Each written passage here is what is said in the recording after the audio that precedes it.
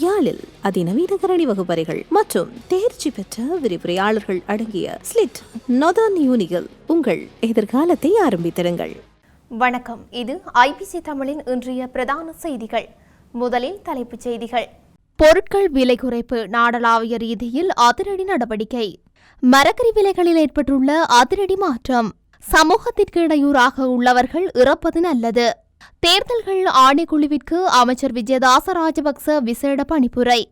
பாடசாலை பல்கலைக்கழகங்கள் காலவரையறையின்றி மூட அரசு உத்தரவு. ஞானசார தேரருக்கு பிணை. அஸ்வசம 2ஆம் கட்ட விண்ணப்பங்கள் தொடர்பில் வெளியான முக்கிய அறிவிப்பு.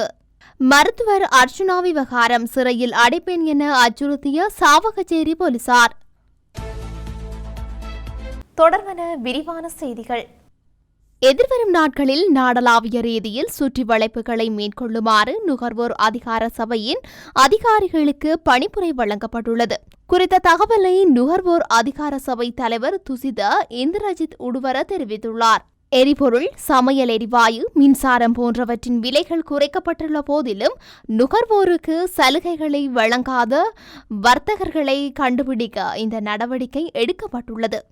இதன்படி நாடளாவிய ரீதியில் உள்ள உணவகங்கள், சிற்றுண்டிச்சாலைகள் மற்றும் ஏனைய வர்த்தக நிலையங்களில் தொடர்ச்சியாக சோதனைகளை மேற்கொள்ளுமாறு அறிவுறுத்தல் வழங்கப்பட்டுள்ளது. பொருட்கள் மற்றும் சேவைகளின் விலைகளை மாற்றும் கட்சிப்படுத்தப்பட்ட விலைகள் தொடர்பில் விசேட அவதானத்துடன் சோதனைகளை மேற்கொள்ளுமாறும் அதிகாரிகளுக்கு அறிவுறுத்தப்பட்டுள்ளதாக அவர் தெரிவித்துள்ளார்.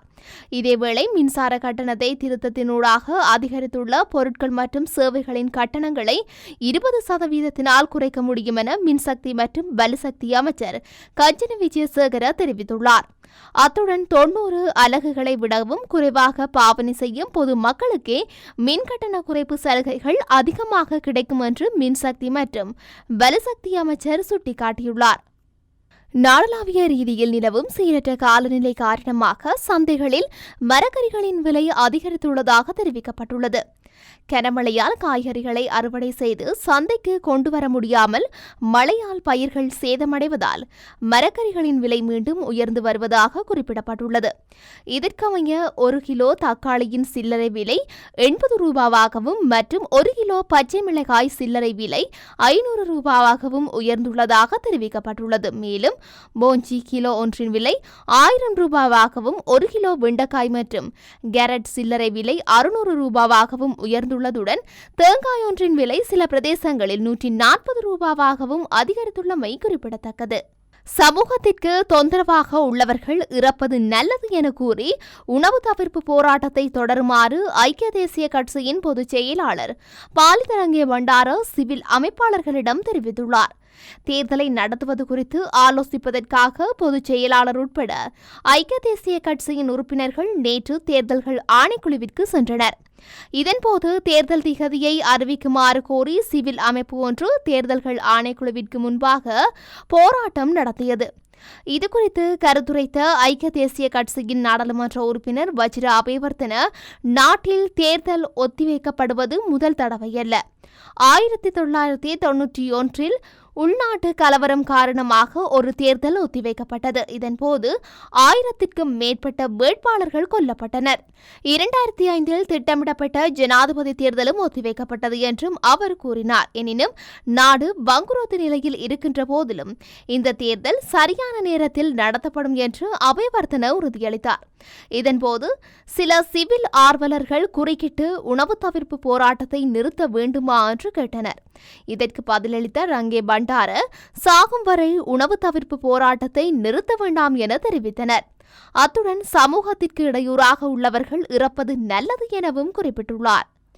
எதிர்வரும் ஜனாதிபதி தேர்தலுக்காக 2023ஆம் ஆண்டிற்கான 3ஆம் இலக்க தேர்தல் செலவுகள் ஒழுங்குமுறை சட்டத்தின் கீழ் அதிகாரங்களை பிரயோகிக்குமாறு நீதித்துறை சிறைச்சாலை விவகாரம் மற்றும் அரசியலமைப்பு மறுசீரமைப்பு அமைச்சர் விஜயதாச ராஜபக்ச தேர்தல்கள் ஆணைக்குழுவிற்கு எழுத்துமூல அறிவித்தல் விடுத்துள்ளார்.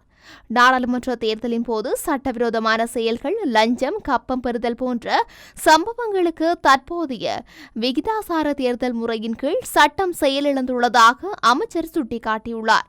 அதன்படி சட்டத்தின் ஆட்சி மாற்றப்பட்டு சட்டத்தின் ஆட்சி நிலைநாட்டப்பட்ட ஜனநாயகத்துக்காக தேர்தல் ஆணைக்குழுவின் பூரண ஆதரவுடன் 2023 ஆண்டு 3ஆம் இலக்க தேர்வு செலவுகள் ஒழுங்குமுறை சட்டம் நாடாளுமன்றத்தில் சமர்ப்பிக்கப்பட்டதாக அமைச்சர் மேலும் தெரிவித்துள்ளார்.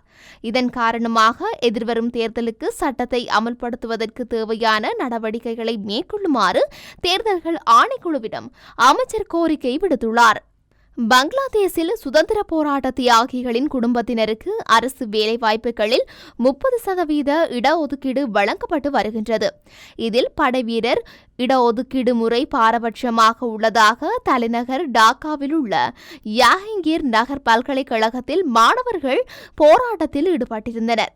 இப்போராட்டத்துக்கு ஆளும் அவாமி லீக் கட்சியின் மாணவர் பிரிவைச் சேர்ந்தவர்கள் எதிர்ப்பு தெரிவித்ததை அடுத்து இரு தரப்புக்கும் மோதல் ஏற்பட்டு வன்முறை சம்பவங்கள் பதிவானதை அடுத்து போலீசார் கண்ணீர் புகை குண்டுகளை வீசி மாணவர்களை கலைத்தனர்.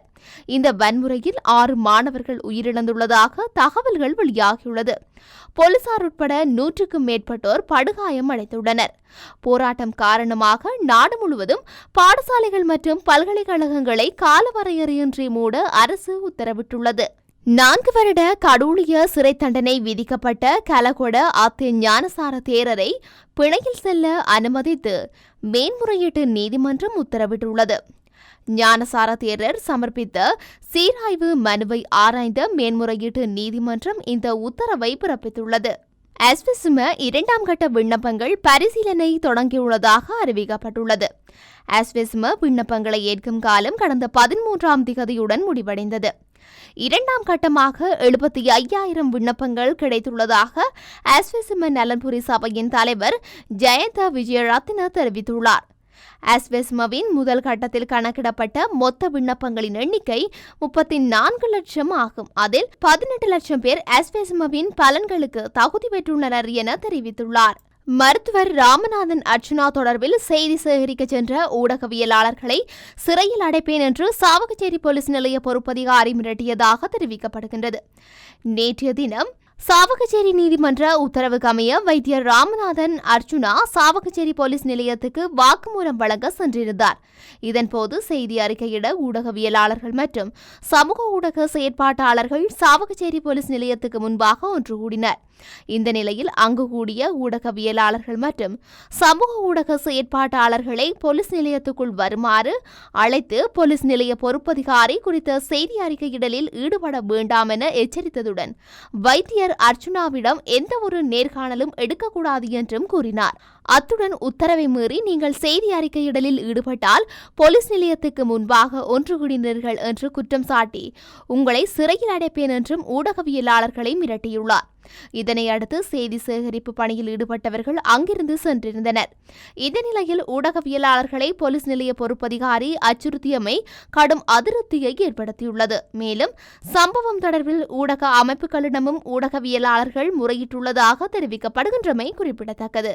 இத்துடன் இன்றைய பிரதான செய்திகள் நிறைவடைகின்றன. தொடர்ந்தும் செய்திகளை அறிந்து கொள்ள IBC தமிழ் நியூஸ் என்ற எமது யூடியூப் பக்கத்தினூடாக இணைந்திருங்கள்.